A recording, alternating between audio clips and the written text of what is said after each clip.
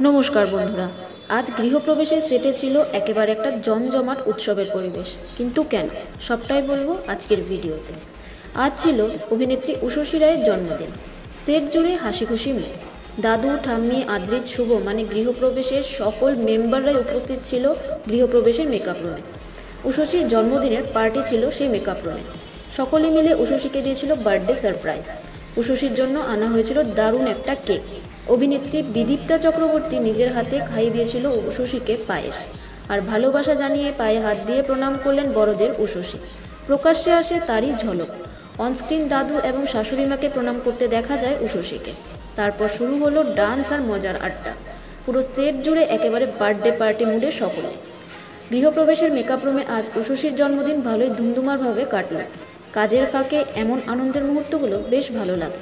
কমেন্টে লিখে জানিও উষসীর কোন চরিত্র তোমাদের সবচেয়ে বেশি পছন্দের। আর এরকম সমস্ত আপডেট পেতে সাবস্ক্রাইব করো টেলিজোন।